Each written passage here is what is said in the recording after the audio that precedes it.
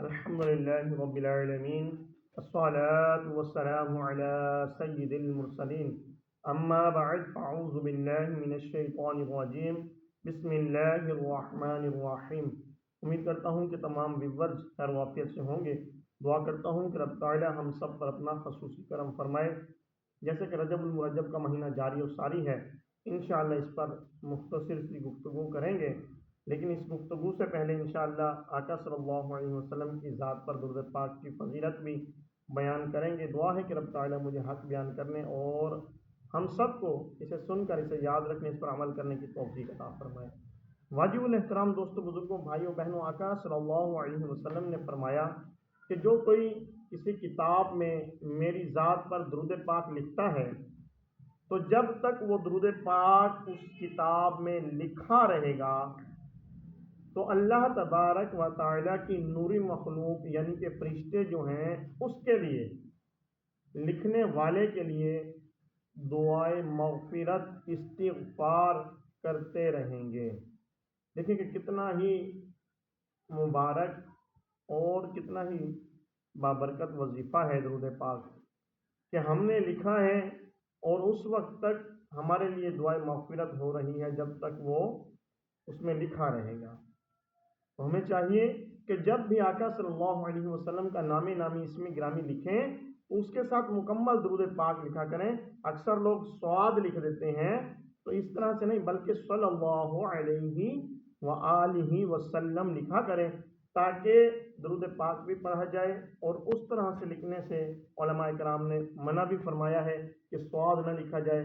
جیسے اللہ عز و جل ہے تو اللہ کے ساتھ لوگ جیم لگا دیتے ہیں، تو اللہ جل جلالہ پورا لکھیں، اللہ عز و جل لکھیں، اللہ تعالی لکھیں۔ اور اسی طرح سے جیسے صحابہ ہیں ان کے ساتھ لوگ را لگا دیتے ہیں، جیسے کہ حضرت ابو بکر صدیق آگے اوپر چھوٹا سا را لگا دیتے ہیں، ایسے نہیں بلکہ رضی اللہ تعالی عنہ پورا لکھیں۔ تو اسی طرح سے جو بزرگان دین ہیں ان کے ساتھ را لگا دیتے ہیں، ٹھیک ہے، اور جو یا پھر را اور حا لگا دیتے ہیں، تو اس لیے ہمیں رحمت اللہ تعالی علیہ مکمل لکھنا چاہیے۔ بہرحال آقا صلی اللہ علیہ وسلم کی ذات پر درود پاک جب تک لکھا رہے گا فرشتے اس کے لیے دعائے مغفرت کرتے رہیں گے۔ ہمیں چاہیے کہ ہم آقا صلی اللہ علیہ وسلم کی ذات پر درود پاک لکھتے رہا کریں۔ آج کل جیسے لوگ بہت سے یہ درود پاک لکھ رہے ہیں، ڈائریاں لکھ رہے ہیں، الحمدللہ ہم دیکھتے بھی رہتے ہیں، ان کو ہم اپریشیٹ کرتے ہیں، بہت اچھا کام ہے اور وہ ان کے لیے صدقہ جاریہ بھی ہے اور ان کے لیے ذریعہ نجات بھی ہے۔ تو ہمیں بھی چاہیے ہم لکھتے رہیں۔ اللہ تبارک و تعالی ہمیں درود پاک سے محبت عطا فرمائے۔ بہرحال آئیے چلتے ہیں رجب المرجب کی طرف۔ رجب المرجب وہ بابرکت مہینہ ہے کہ جس کے بارے میں آقا صلی اللہ علیہ وسلم نے فرمایا کہ رجب اللہ کا مہینہ ہے، شعبان میرا مہینہ ہے اور رمضان میری امت کا مہینہ ہے۔ اس میں ایک عورت جو ہے، بصرہ کی ایک عورت کا ذکر ہے کہ وہ عورت جو ہے اس نے مرنے سے پہلے وصیت کی اپنے بیٹے کو کہ میں مر جاؤں تو مجھے اس کپڑے میں کفنانا، اس کپڑے میں کفن دینا جو میں پہن کر رجب میں اللہ تبارک و تعالیٰ کی عبادت کرتی ہوں۔ وقت گزرتا گیا، ایسا وقت آیا کہ وہ عورت جو ہے اس دنیا سے رخصت ہو گئی۔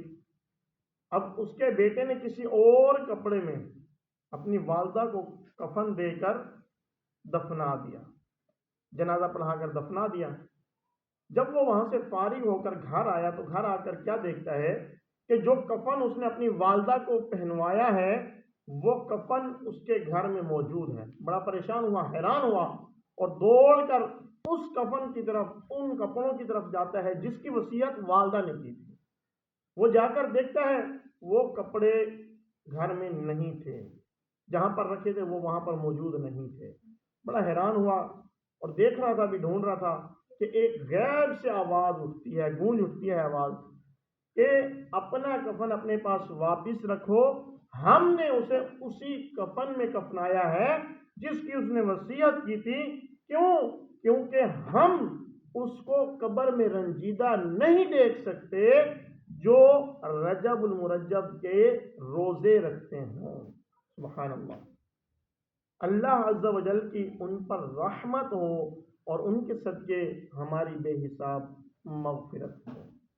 دیکھیں کہ اللہ تبارک و تعالیٰ کی ذات بھی یہ پسند نہیں فرماتی کہ جو اللہ عز و جل کی رضا کے لیے رجب میں روزے رکھے تو رب تعالیٰ اس کو قبر میں رنجیدہ نہیں فرمائے گا، اسے رسوا نہیں فرمائے گا۔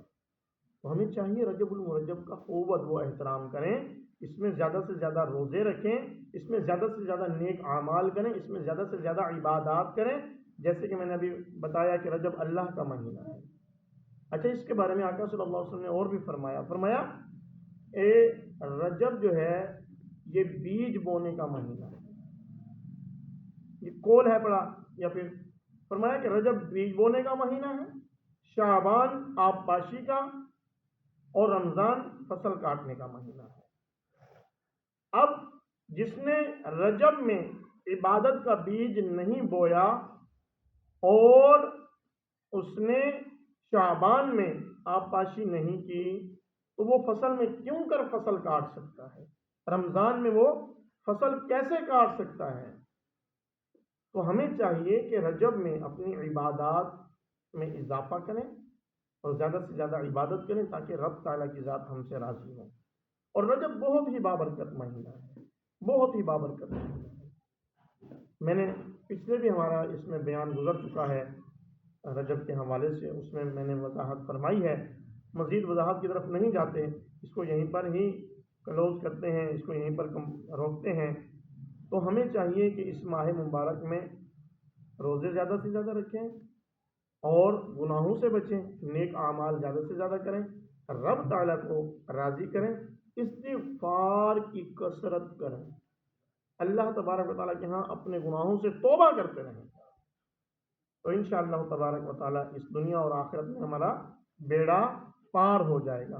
دعا ہے کہ رب تعالیٰ ہمیں عمل کی توفیق عطا فرمائے۔